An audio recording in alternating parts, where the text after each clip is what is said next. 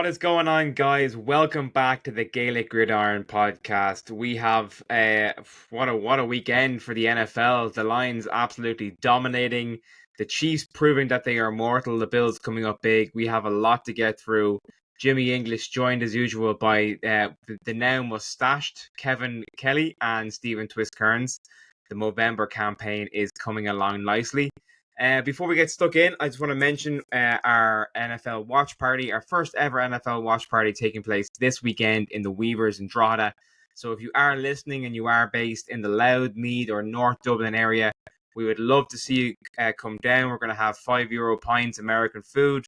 Lots of great stuff going on there. I was down yesterday checking it out. The place looks absolutely incredible. It's all done up American style. So it is going to be great crack. If you do want to come along, check out our socials for details and let us know. Twist, I don't know about you, but after that Steelers-Ravens game yesterday, my stress levels are still sky high. I found it very hard to sleep last night after watching that one. So has your heart rate returned to normal yet, or are you still kind of suffering? The only time I was anyway stressed or sweating was when the Ravens basically scored a touchdown to bring it within a point. Other than that, I was like, this is a classic Steelers-Ravens game. I've been watching these for 20 plus years. It's always like low scoring. It's always a field goal or a 2-point conversion. And it was only when they scored that touchdown, I was like, oh, no, because our offense is shite. Yeah. So Not the if they best offensive performance from the Steelers yesterday by any means. No. Relying on Mr. Boswell-matic Chris Boswell to get us that win. Well, let's put it this way. We don't want to talk too much on like Steelers, but Boswell went 6 for 6. Second time so far this season he's gone 6 for 6. At this rate, if he keeps going and if he keeps just kicking field goals, he is on path to either tie or beat the single season field goal record, which I believe is either 41 or 44. And he's nearly, I think he's 29 or 30 after the Ravens game with, 6 or 7 games left. So he could well do it. He could tie it or be top 3 at least. It was an interesting weekend for kickers though, because you see McPherson with the Bengals missing 2 wide left, and then obviously Justin Tucker missing 2 as well. Justin Tucker had a stinker. That was the difference in that game. 12 points left in the field that would have swung it in the Ravens' wasn't favor. Just them games, it was across the league. Yesterday seemed to have been a pretty poor day for kickers. So I mean, you definitely have to count your blessings on that one. I think looking back on that game, greatest kicker in the league. I'm loving the new background, by the way, Kev. Let's draw everyone's attention. If you are watching this on YouTube, if you're listening to this, get over to the YouTube channel Gaelic Gridiron, check out Kev's new background. It's he's changing things up. It certainly beats the bright green. Anyway, Kev, a good win for the Vikings yesterday against the Titans. Still rolling in the NFC North, still keeping pace with the Lions. So good to get that win, and especially when the Packers just almost lost to the Bears. The unthinkable almost happened. I was watching that game and going, my God, there's no way the Packers are about to drop a game to the Bears. But a good result for Sam Darnold and co there. Yeah, look, it's nice to get back on winning ways. I mean, obviously we won last week, but like that, we didn't score an offensive touchdown. It was just won by kicks. So, coming back, and then it's hard to know, because you look at the way the Lions absolutely decimated Jaguars this weekend, and we only could beat them by really a couple of field goals.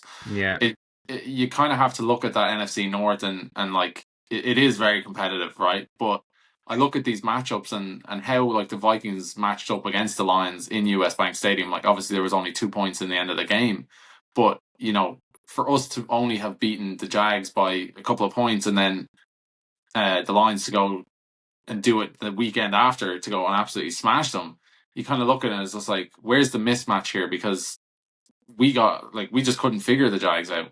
But look, either way, we're back on the board, back scoring points, back scoring touchdowns. So yeah, good weekend for the Vikings. On to the next one, and the Bears actually with NFC matchup there. So in terms of the NFC North standings and NFC standings in general now, there's no one else in my mind that could really touch the Lions after that performance. I know it was the Jaguars, and like they're absolutely awful right now, but the Lions had 7 touchdowns on 7 straight drives. They were absolutely unstoppable. Jared Goff had 4 touchdowns, and like they were scoring for fun towards the end of it. And that's not the first time we've seen that happen that season. They also scored for fun against the Cowboys, another kind of lowly team who are now also without their starting quarterback in Dak Prescott, just going on IR. Twist, I suppose, on that point, is it a kind of formality now, or a given that the Lions are going to be in the NFC Championship game come January? I mean, just to circle back, it was the Jags without Trevor Lawrence, and it was the Cowboys without Dak Prescott. So I don't want to take too much away from the Lions because they still beat them down badly. Yeah. But you beat 2 teams without their starting quarterback, and a quarterback. I don't think it matters that much, though, to be honest with you, given the way both quarterbacks have been playing this year. I know, but you can't really say, it doesn't matter if Dak was in there or if Trevor Lawrence is in there. You don't know any given Sunday. Someone could turn around and say, well, if Sam Darnold got it right, if Sam Darnold wasn't under center for the Vikings, would they have beat the Lions? You don't know. It's a divisional game. But I mean, the Lions are definitely en route to, at the very least, the NFC Championship run. Who could possibly, face them in the NFC? I still think the Packers have a chance, purely because divisional games are played completely different, and divisional games in the playoffs are next level. Look, I'll always circle back to the Steelers. Look how many Steelers-Ravens playoff games, how close those games were, how hard fought those games were, how literally one splash play changed it and won it and sent a team to the Super Bowl and one team home. And I think the Packers have a chance. I'm not guaranteed. The Vikings have a chance purely because they went and they beat the Lions. And then after that, I mean, the only other NFC team off the top of my head, I would say the Texans, but they've taken a tumble. Cardinals. They're in the AFC as well, by the way. Huh? The Texans are in the AFC. Oh, yeah, sorry. So NFC, Cardinals, I don't know what it is with the Cardinals. They're very hot and cold, but when they're hot, they're red hot. They just have this triple-headed beast between Kyler Murray, James Conner, and Marvin Harrison Jr. And once they're rolling, they're really hard to stop. But yeah, the Lions are going to the championship at the very least. I wonder though, is it sustainable? Is this level of play sustainable? Because you look at Jaden Daniels and the Commanders now, and I said this a couple of weeks back, is him going into the facility at 4 a.m. and getting all this extra work done, is this sustainable? I just wonder if there is going to be a chink in the armor, and if there could be a bit of unraveling, because they're having a basically a perfect season. It's not like they even look poor doing it. Now, obviously against the Texans last week was probably their first time where you're like, okay, Jared Goff threw 5 interceptions. You're like, that wasn't a great game, but they still looked like a championship winning team. Yeah. So I think especially after the way kind of things went last year, and it was almost as if it was their destiny last year. I think this year it's even more so the way they're playing, and I think they're unstoppable now at this stage. Well, I think the momentum was with them, and I don't think anyone can get in their way. I'd compare the way I look at it this way: is it sustainable? Look at the Lions and look at the Chiefs. The Lions lost early in the season. They didn't go undefeated until week 11. So they didn't have that monkey in their back the whole time of the perfect season. They took their losses and they're rolling. And they're like, yeah, we've been beat. We're human. We know what to do. We know what a loss feels like. And then you look at the Chiefs against the Bills last night. They were playing with that stigma of, we can get this perfect season. We're undefeated. But the pressure of everyone wants us to be undefeated. Well, all of our fans want us to be undefeated. We want to break that record held by the 72 Dolphins. And Pat Mahomes goes out and throws an interception on his first drive. Yeah. Missed interception. So I think that's the big difference. Is it sustainable? The Lions have had those early defeats. They know what the loss is like, and they're building on that. I think they can carry that momentum all the way if they really want. I've seen a couple of people saying that the most wanted Super Bowl is actually Lions versus Steelers. Yeah, that would be incredible. No, we're not going to beat the Lions. Straight up, we're not going to beat the Lions. I would sacrifice my mortgage deposit to get to New Orleans for that game. I'm not going to lie. So, if Bank of Ireland, if you're listening, just ignore that last bit. Go Well, on, Kev. see, no, I don't think that that's necessarily the case because I just don't think that the Lions have been put up against a real solid defense like that you guys have. Like, I mean, I think the best defense they've played this year is the Vikings, and they struggled. They did struggle. They struggled to win that game. So, you know, I think that ultimately the Steelers have a better defense than the Vikings. So I don't see why now. Obviously, I don't think that the Steelers have the same offensive weapons or the same offensive output that the Vikings do. But if you can hold a team to 15, 20 points, like I don't see why Russ can't sling that ball out. And, you know, there's only going to be more fluidity and more kind of connection with his receivers now. So I don't see it being that straightforward. I think that that game would actually be a lot tighter than you think. But Turn into a couldn't sling it out for against the Ravens. exactly. Yeah, I mean, but he had no time either. I mean, you look at how But much pressure he was under. that stupid interception to Washington Yeah.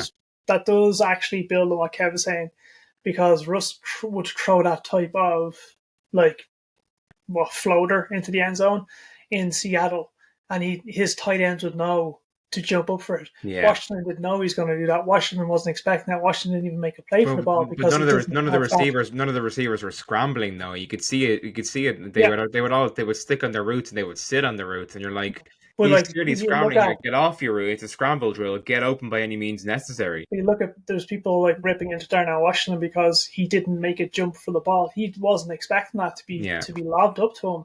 And like I said, that's the chemistry that Kev mentioned, that if maybe with a couple more games, he might be able to challenge the Lions in that sense and have that chemistry where he can lob a ball and Darnell Washington will go, well, I need to go up there because he's 6'3", like he should have went up and got that. But the he's a lot bigger than 6'3", about 6'7".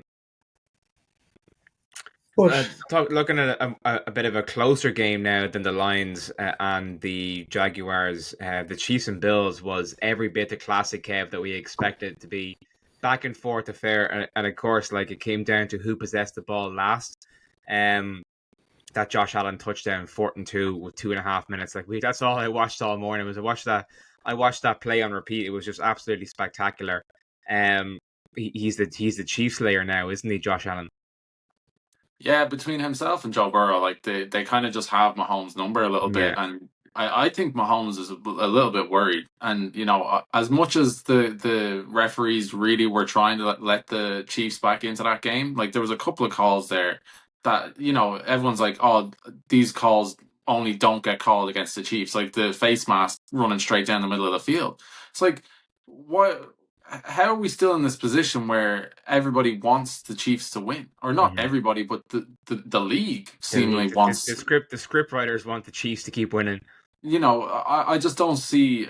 Look, maybe that's just like it is just the way it is, and maybe they didn't see these calls. But in the end of the day, it is great to see the Bills and the Chiefs going head to head and having an absolute battle on the field, because that's what we want to see. We don't want to see like big blowout games. No, you know, I turned the Lions game off. Like I didn't even see the end of the game because it was like you didn't care about it. Whereas like, yeah, exactly. So look, I think it's fantastic, and like they said at the end of the game, they'll probably see each other again. And I hope they do. In the AFC Championship game, more than likely. I mean, they're looking like two of the best teams, right? Well, they are two of the best teams in the NFL right now. I think the Bills will be the 1 seed, though. I do think that. I think that the Chiefs may have like a bit of a rocky period at through the next 3-4 games.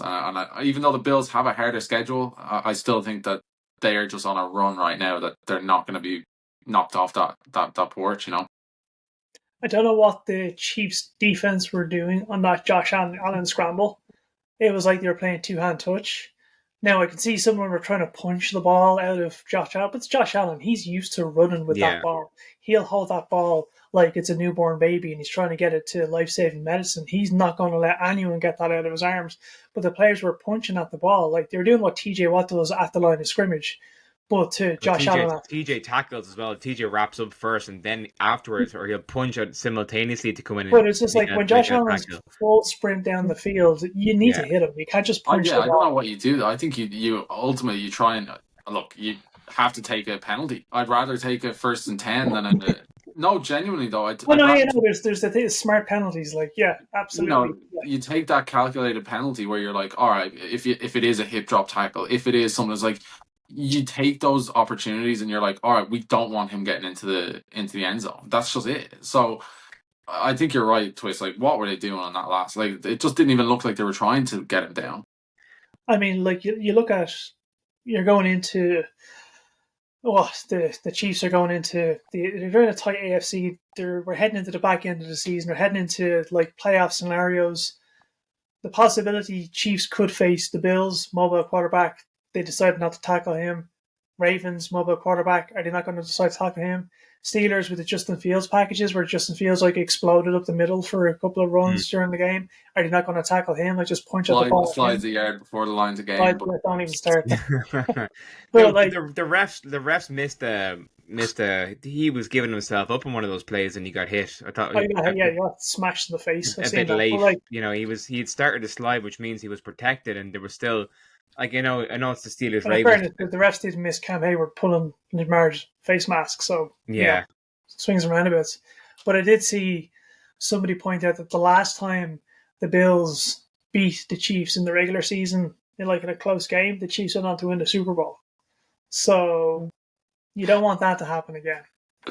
absolutely. Just on that decision though to go for it in 4th and 2. I mean, we've seen all season where you give the Chiefs a chance to come back, and they will come back and bite you and win. So it was very telling that Sean McDermott decided to go for it there rather than kicking the field goal and have a 2-possession game rather than just the 5-point advantage.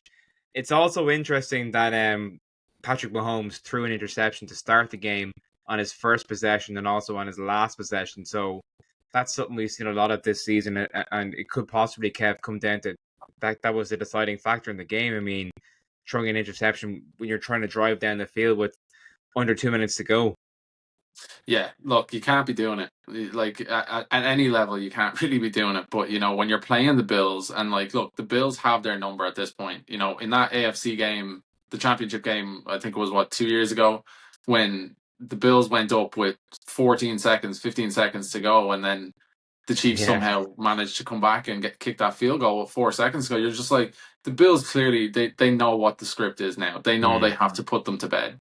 And so Sean McDermott, Josh Allen, they know what that feels like, and they're not going to let it happen again. And that's what makes this three-peat even more difficult for the Chiefs now, is that Bengals have their number, the Ravens have their number. Like, they have all of these teams that are really ready to beat them. Yeah. And they've done it time and time again. They've got very, very close.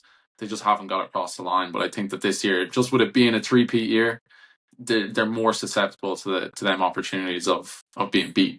Yeah, every team in the AFC is going to be going for the Chiefs to stop that three-peat. So every game against an AFC playoff team is going to be like a divisional game for the Chiefs. Like, every team is going to be playing that hard. And I mean, Pat Mahomes is leading the league in interceptions. That's going to be huge going into the postseason.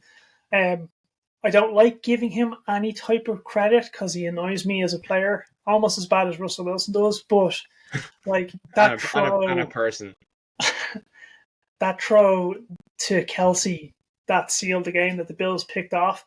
Kelsey just flat-footed, standing there like a lineman. Like, he didn't even move. He just stood there waiting for the ball to come to him. You could see your quarterback is scrambling. You know by now, if Pat's scrambling, you need to move. And I think this is just a complete fall off of Kelsey as a player. He's not the same guy. He's not getting the passes. He's not making the catches. He's not in sync with Pat Mahomes the way he was previously. And that's going to be huge because Kelsey was his outlet. Kelsey saved Pat Mahomes in so many games. Well, just like that game, that Bills game, the AFC Championship game, like, that was the throw. He went for probably, I think it was 28 yards to put them in field goal position. So, yeah, he doesn't have that crutch anymore. And what do you put that down to? Like, what does that? Is it just age? Because you don't drop off that much from year to year. Like, from 1 year having one of your career years, I think to all of a sudden. I think mentally he's over football because he has his whole separate life outside of football. He has the whole thing with Taylor Swift. He has his acting career, which he is quite good at. I will give him that. I do find it entertaining. And I just think He's in loads of ads in the Oh, States. ads. Okay, I Yeah, thought you meant yeah. like movies. Oh well, it's only a matter of time, I think, before we see him kind of make that move. But I just think it's concentration, and I think football is secondary right now. He's accomplished everything he can in football, bar the three-peat, and I just think that it's time for life after football now. I mean, he's 30, was he 35, 36? He is coming towards the end of his natural athletic career anyway. And I just think that he's kind of shifted focus maybe a little bit. Well, look at it this way: when you've got that much money, you've got And that Taylor many Swift is your missus. that's too many Super Bowl wins. You have Taylor Swift. Your brother has just retired and played a much tougher position than you. He could be in your ear going, "Listen, like, Yeah. you need to hang it up, like, what are you doing? like I took a hell of a lot more of a beating than you did. You need to kind of hang it up to get the money, enjoy your life." He could just be hanging in for the possibility of the three-peat. If they get the three-peat or not, I'd say he may hang them up at the end of the year. Depends. He could come back and try and play it out, but It wouldn't surprise me if he retired I at all. think you might be slightly on something. He might, there might be something in the back of his mind going, should we consider hanging it up, go enjoy our lives, millionaires, like fly around in those private jets, destroy the climate. On the back of the weekend's results now, with the Lions blowout, I'm going to start that again because I want this for Instagram. On the back of the weekend's results, though, the blowout by the Lions, the close one between the Bills and the Chiefs, what are our updated Super Bowl matchups now? Twist, I'll start with yourself. Give me your ideal Super Bowl matchup for this year. Well, I said it week one, and I'm still kind of leaning towards Packers Chiefs. It's just I don't want to write the Packers off yet because yes, they squeaked away from Chicago on Sunday, which I had on the second screen, like while I was watching the Steelers game on a different stream. But I don't want to take that away from them. They've shown that they can play well. They've got a good quarterback. They've got a good wide receiver core, good running back. They've got a good backup quarterback in case something happens to Jordan Love. Their defense is decent. Now, if they get into a shootout, can they hang out? I don't know. They haven't been tested in that aspect. I don't want to write them off. And there's the historical fact of like a repeat of, I believe it's the first Super Bowl, the Packers and the Chiefs. The Ice Bowl, wasn't it? Yeah, I think it was the Ice Bowl. I think it's the first Super Bowl, or I could be wrong, but there's the historical relevance there of those two facing off each other.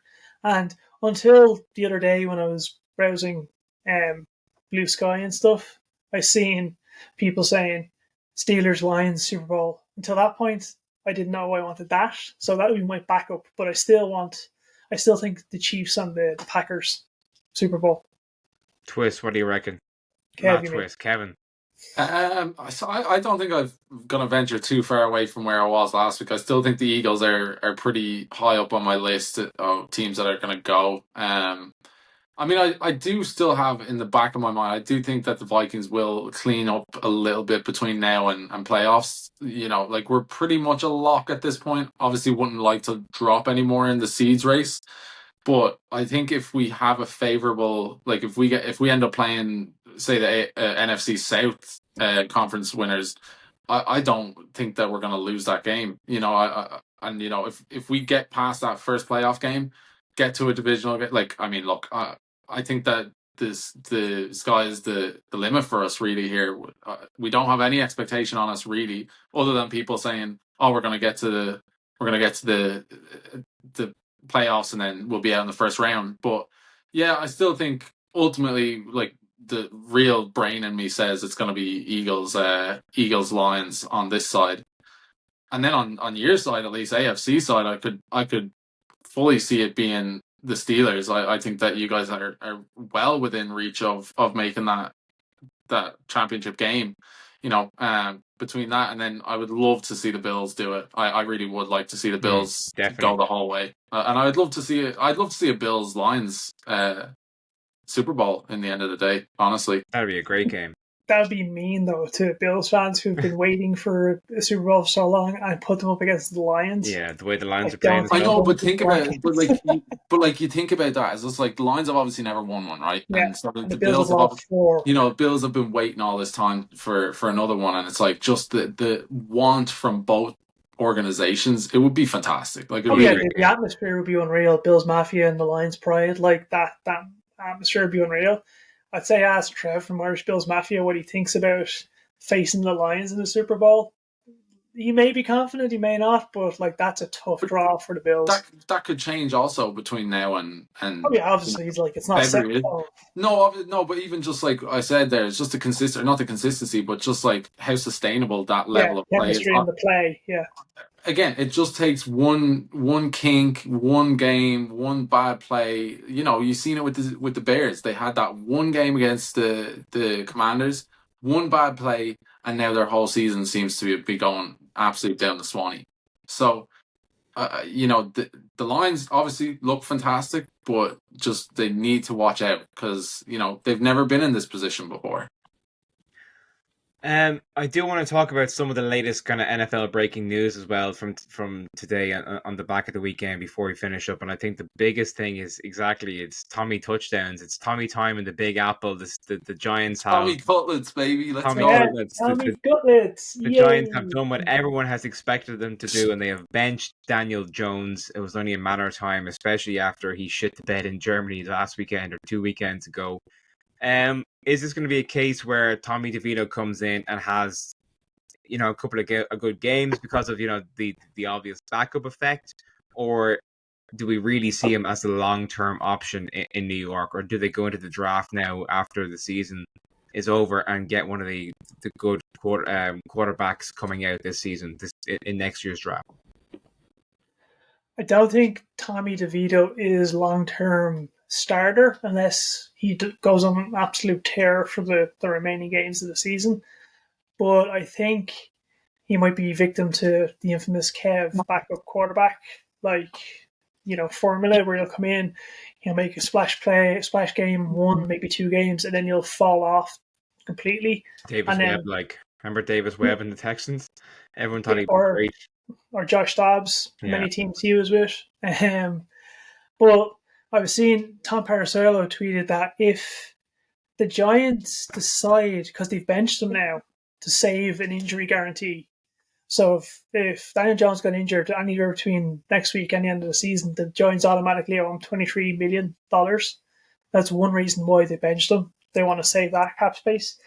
But if they trade him or cut him without any declaration before June 1st, what is it? They can carry only 22.2 million in dead money. But if they trade him before that date, they actually only carry $11 million dead money. So if they can get rid of him before June 1st next year, they save a hell of a lot of money. Because right now, because they've benched him, they owe him nothing more on this part of his contract. And if they can get rid of him before the designated timeline, June 1st, they actually get out of that stupid contract that they gave him with minimum loss. So that's very convoluted. I think Daniel Jones is done as a Giant. I think the Giants are going into the draft looking for a quarterback. 100%. I fully agree. I mean, look, I don't think that there's any situation where Tommy DeVito has any sort of chance here. I just don't think that the Giants are a good organization right now. You know, in the end of the day, 3 of their next 4 games, they have the Bucs next week. Then they go to the Cowboys. Now, obviously, the Cowboys, but that's a divisional game, or a conference game. So that's going to be a rough one. Then they go to the Saints, and then they play the Ravens. So, you know, what opportunities there does DeVito have to really flourish other than the Cowboys? And I, again, still think that's going to be absolutely garbage football. I don't know who would even want to watch that game. That's Thanksgiving. Cooper Rush versus Tommy DeVito. Oh my God. That might be worse than the Panthers Giants, genuinely. Awful game. Will not be tuning in on Thursday for Thanksgiving football for that one. Speaking of games coming up this week, the one that stands out to me, lads, is an NFL clash between the Niners and the Packers.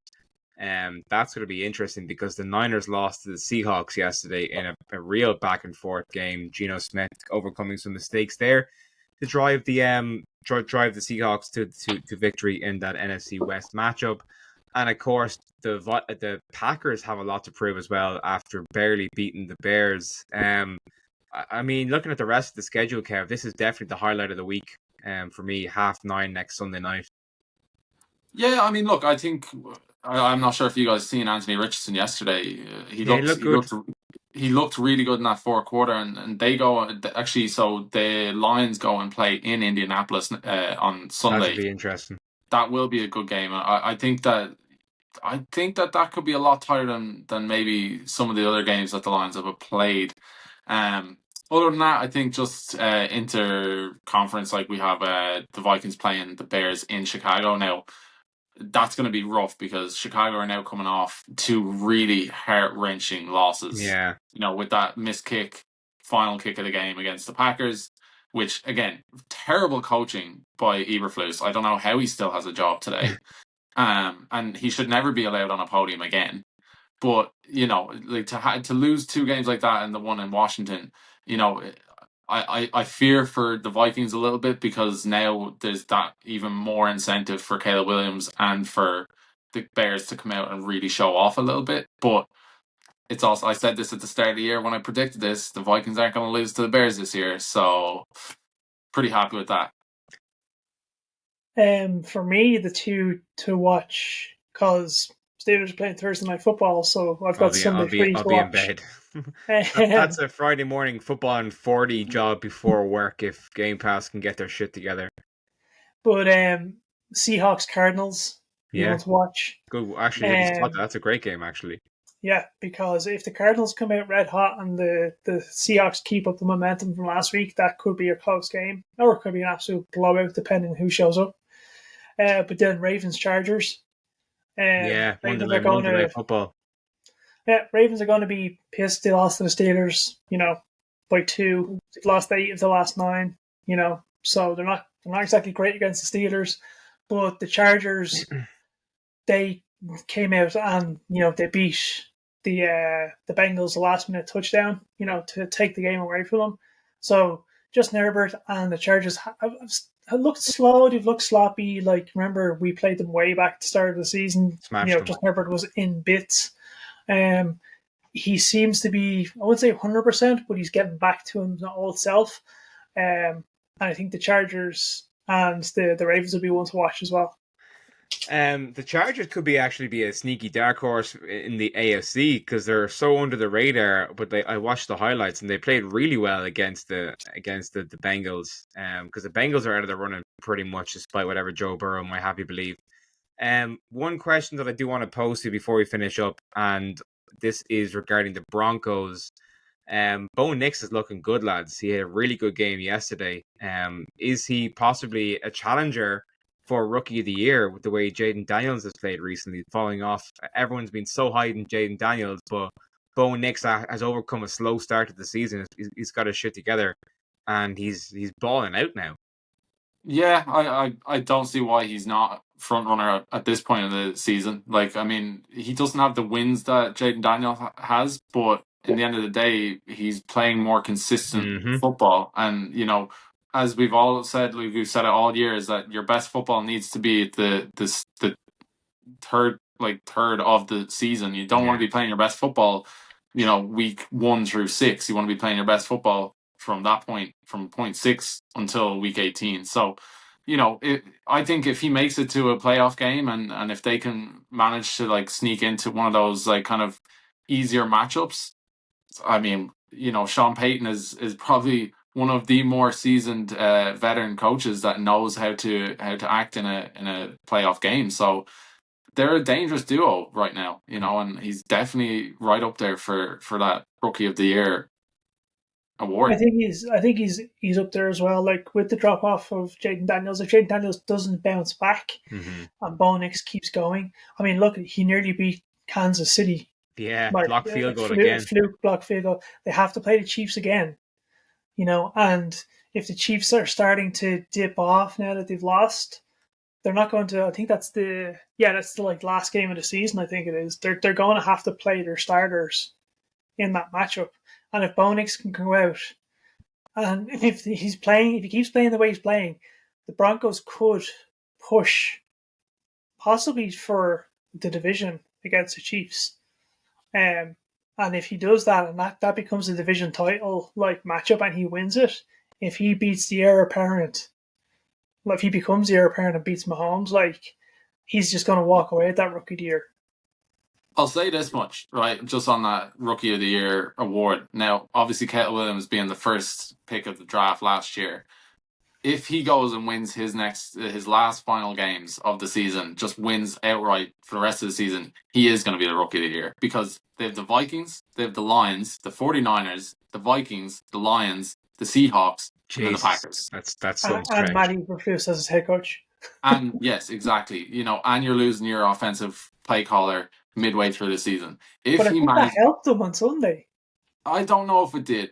I really don't know if it did. But if he manages to win out for the rest of the season under that scheme right now in Chicago, he is absolutely Rookie of the Year. You have to feel bad for him. He's such a talented player, and he's just in such a bad situation in Chicago. But do people feel bad for Justin Fields? People didn't feel bad for Justin Fields when he left. They absolutely shoot him out the door. I felt bad for him. I did too because he's a good player, and there's a lot of similarities in Justin Fields and Caleb Williams, and you have to feel for him because it's like the organization is letting them down, and they're knowingly doing it. Trust me, I know far too many Bears fans. They don't give a flying feck what their quarterback feels. They just care about wins. But you need to care. If you don't care, about how your quarterback is feeling, he's not going to want to play for you. Yeah. So definitely interesting to keep an eye on how that develops. But yeah, Matt Eberflus and that whole situation is just rotten in there in Chicago at the minute. Just as an aside, because we almost touch on it every podcast, we are now 5 weeks away from the Christmas Day game on Netflix, Steelers Chiefs, and the other one, Ravens. I know the Ravens are playing. I don't really care whoever. Ravens Texans, exactly. I mean, the Steelers Chiefs is the one to watch out for there. But in the meantime, if you are looking for some live NFL action with your fellow fans, do get down to our game watch this Sunday in the Weavers in Drogheda from 6 p.m. We're going to have 2 live games, whatever games are on Sky Sports. We might have some other options on different screens as well. We are going to have Red Zone. There's going to be €5 pints of Guinness. I know that much. Not so to see Kev smiling at that. So yeah, look, come down and join us. Have the crack with the Gaelic Gridiron boys and the local NFL fans. Stephen and Kevin, a pleasure as always talking football with you. And look, I'll see you on Sunday, boys. Take it easy.